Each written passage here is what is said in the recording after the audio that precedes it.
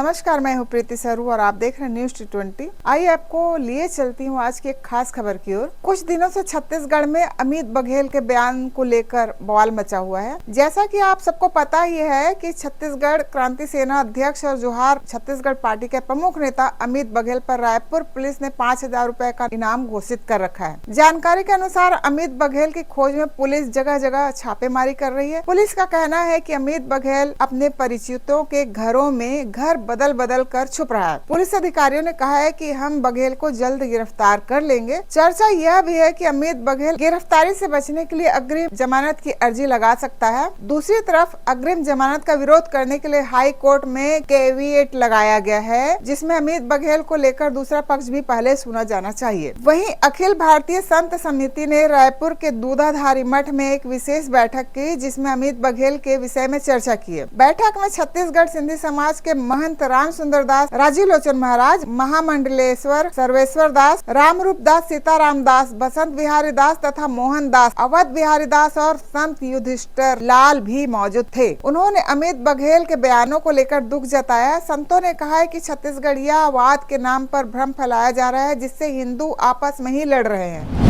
और ऐसा कोई भी व्यक्ति समाज को लड़ाने वाला, हमारे धर्म गुरुओं को लड़ाने वाला, प्रांतवाद के नाम पर, भाषावाद के नाम पर लड़ाने वाला इतने दिनों तक बरी न रहने पाए।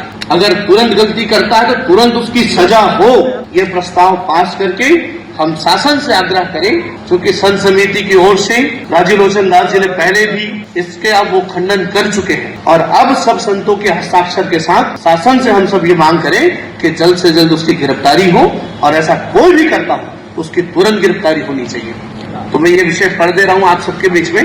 छत्तीसगढ़ संत समिति विगत कुछ दिनों घटनाक्रम में छत्तीसगढ़ प्रांत में उपद्रव मचा रहा है, जिसमें विशेष छत्तीसगढ़ क्रांति सेना एवं जय जोहार पार्टी के अमित बघेल नाम के व्यक्ति द्वारा लगातार छत्तीसगढ़िया के नाम पर छत्तीसगढ़वाद का जाल फैलाने का कार्य किया जा रहा है। अमित बघेल की मंशा पर छत्तीसगढ़ प्रांत संत समिति निर्णय लेते हुए निंदा प्रस्ताव पारित करती है कि राजिम कुंभ कल्प की मनगढ़ंत व्याख्या करना, एक राष्ट्र एक विधान एक संविधान के पवित्र संकल्प को लेकर चलने वाले अमर बलिदानी श्यामा प्रसाद मुखर्जी के लिए अपशब्द बोलना अपने आप में राष्ट्रद्रोह है। भगवान श्री राम के वंशज श्री कृष्ण महाराज के लिए अपशब्द बोलना, भगवान वरुण देव जिनको सिंध प्रांत में झूलेलाल कहकर उनके भक्त पुकारते हैं, उनकी मूर्ति पर लघुशंका करने की नीच मानसिकता रखने वाले अमित बघेल को धर्मद्रोही घोषित करते हुए समस्त छत्तीसगढ़ प्रांत संत समिति के संतों एवं महंतों ने यह निंदा प्रस्ताव पारित किया है और समस्त छत्तीसगढ़ वासियों को सूचित करती है कि इस व्यक्ति के भ्रम में न पड़ने का सुझाव देती है एवं छत्तीसगढ़ शासन से मांग करती है कि अमित बघेल को गिरफ्तार करके कठोर से कठोर दंड दिया जाए। यदि आप सब सहमत हैं तो ओम ध्वनि के साथ इसको पारित करें।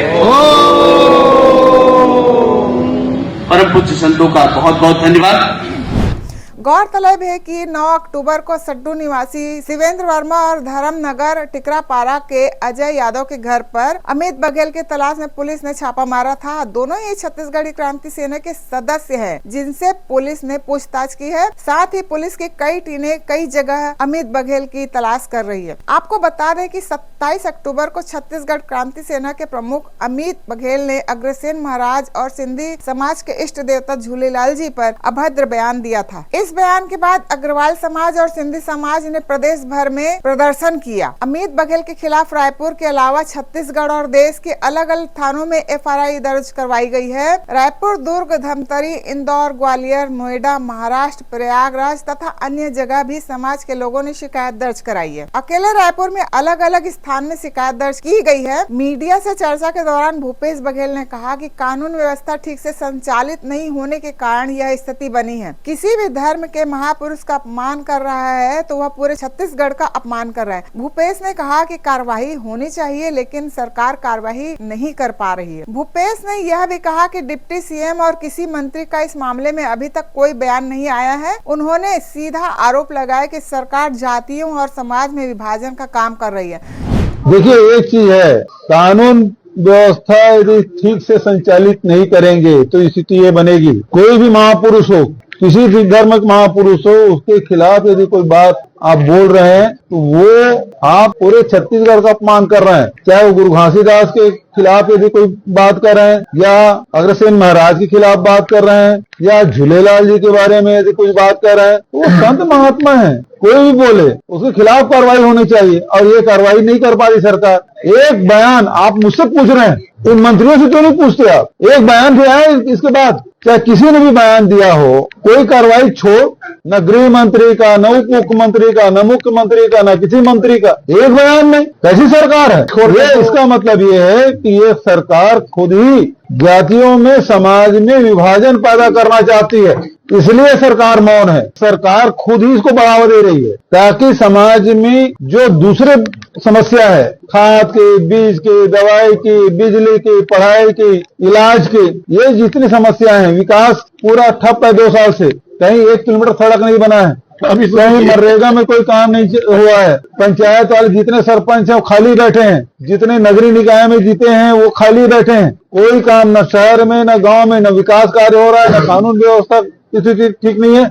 ये इन सब बातों से ध्यान भटकाने के लिए ये खुद ही प्रायोजित करवा रहे हैं। यदि अमित बघेल की बात करें तो देवजी पटेल का साथी रहा वो, जिस पर बीजेपी के मंत्री अजय चंद्राकर ने कहा, राष्ट्रीय पार्टी के महामंत्री होते हुए भी भूपेश बघेल छत्तीसगढ़ में क्षेत्रीयता का जहर घोल रहे हैं। भूपेश बघेल को पेपर पढ़ना चाहिए जिसमें लिखा है कि अमित बघेल भगोड़ा घोषित है और पुलिस ने उस पर इनाम घोषित किया है। अजय चंद्राकर ने यह भी कहा कि भूपेश बघेल का एजेंडा रहा है क्षेत्रीयता और जातिवाद को राजनीति का मुद्दा बनाना। गौरतलब है कि बिग बॉस 13 में नजर आए विकास पाठक और हिंदुस्तानी भाऊ ने अमित बघेल के विवादित बयान को लेकर कहा कि अमित बघेल जैसे लोगों की वजह से पूरा हिंदू धर्म बदनाम होता है। अमित बघेल को किसी धर्म या देवी देवताओं के बारे में गलत बोलना अच्छा नहीं है। विकास ने कहा कि पंजाब, सिंध, गुजरात, मराठा मालूम है ना, ना फिर सिंधी क्यों जाए पाकिस्तान। हिंदू भाव का कहना है कि सबका अपना अपना एक स्टेट है। सिंधी लोगों ने कभी नहीं बोला कि हमारे लिए भी एक स्टेट दो। सिंधी शांति तरीके से अपना बिजनेस करते हैं। कभी किसी सिंधी को किसी आंदोलन में देखा है क्या? आइए देखते हैं प्रीति सरू की रिपोर्ट। उसमें ये आंदोलन में अमित बघेल करके एक है, वहां का कोई पार्टी का नेता है, वो भी आंदोलन किया, सब किया, ठीक है, मगर तू सिंधी समाज के बारे में क्या बोला रे? क्या बोला कि ये पाकिस्तान से आए, पाकिस्तान भगाओ इन लोग को, सिंधी पाकिस्तानी। हाँ, तेरे बाप का देश है क्या जो उनको भगाएगा इधर से? और उनका झूलेलाल भगवान के बारे में गलत बोलता है। तुम्हारे जैसे हिंदू जिनके वजह से सारे हिंदू धर्म का ना बदनामी होता है। जिसने गलती किया उसकी मारो, उसको सजा दो, मगर किसी एक के वजह से ना किसी के धर्म के बारे में, किसी देवी देवताओं के बारे में गलत मत बोलो। आइए जानते हैं कि विवाद कैसे शुरू हुआ। 26 अक्टूबर 2025 में रायपुर के वीआईपी चौक पर छत्तीसगढ़ महतारी की मूर्ति से तोड़फोड़ की गई थी, जहां पहुंचकर छत्तीसगढ़ क्रांति सेना ने जमकर हंगामा किया। उस समय क्रांति सेना और पुलिस कर्मियों के बीच विवाद भी हुआ था। विवाद के बाद छत्तीसगढ़ महतारी की मूर्ति दोबारा स्थापित कर दी गई थी। इस मामले में पुलिस ने राम मंदिर के पास से एक आरोपी को गिरफ्तार किया था जिसने मूर्ति तोड़ी थी। पुलिस के अनुसार आरोपी मनोज सतनामी सारंगगढ़ के पुसौर का रहने वाला था, मानसिक रूप से बीमार था और उसने नशे में मूर्ति तोड़ना स्वीकार किया। आरोपी 27 अक्टूबर को गिरफ्तार हुआ था। तब 27 अक्टूबर 2025 को अमित बघेल ने पंडित दीनदयाल उपाध्याय, श्यामा प्रसाद मुखर्जी और अग्रसेन समाज के खिलाफ विवादित बयानबाजी की। अमित ने कहा कि अग्रसेन महाराज कौन है, चोर है या झूठा है, पाकिस्तानी सिंधी क्या मानते हैं, मछली वाले भगवान। इस अपमानजनक बयान के बाद प्रदेश और देश भर में अग्रवाल समाज और सिंधी समाज भड़क गए। जगह जगह पुलिस में शिकायत दर्ज होने लगी। दूसरी ओर छत्तीसगढ़ सिंधी पंचायत के सलाहकार अनूप मसंद सिंधी समाज के पदाधिकारी सहित पुलिस में शिकायत दर्ज कराई। वहीं छत्तीसगढ़ अग्रवाल समाज के केंद्रीय अध्यक्ष दाऊ अनुराग अग्रवाल ने कहा कि छत्तीसगढ़ महतारी की मूर्ति को असामाजिक तत्व ने तोड़ दिया था। सरकार ने तुरंत कार्रवाई की और आरोपी को गिरफ्तार कर जेल भेज दिया था। अनुराग का कहना है कि इस गिरफ्तारी के बाद से ही छत्तीसगढ़ क्रांति सेना के नेताओं ने बेतुका बयान देना शुरू शुरू कर दिया। अग्रवाल ने कहा कि अग्रसेन महाराज का बड़ा योगदान रहा है छत्तीसगढ़ में, हम उनके वंशज है। दाऊ कल्याण सिंह ने छत्तीसगढ़ के किसानों के लिए 1900 एकड़ जमीन कृषि विश्वविद्यालय को दान दी थी। अनुराग अग्रवाल ने यह भी कहा कि स्वास्थ्य सुविधाओं की बेहतरी के लिए DKS अस्पताल का निर्माण भी करवाया गया था। आज जिस जगह पर एम्स अस्पताल बना हुआ है वहाँ 250 एकड़ जमीन भी समाज ने दी है। दूधाधारी मंदिर को दाऊ दीनानाथ ने बनवाया है। गौरतलब है कि तेलीबांधा तालाब के पास छत्तीसगढ़ महतारी उद्यान में छत्तीसगढ़ महतारी की प्रतिमा स्थापित हुई है, जिसका अनावरण 2022 में उस समय के मुख्यमंत्री भूपेश बघेल ने किया था। साथ ही यहीं 33 जिलों में इसी तरह से प्रतिमाएं लगाने की घोषणा हुई थी। छत्तीसगढ़ महतारी की प्रतिमा पारंपरिक छत्तीसगढ़ी परिधान लुगरा और आभूषणों से सज्जित है। मूर्ति के एक हाथ में धान की बाली है जो राज्य में कृषि प्रधान संस्कृति की प्रतीक है। दूसरे हाथ में दीपक है जो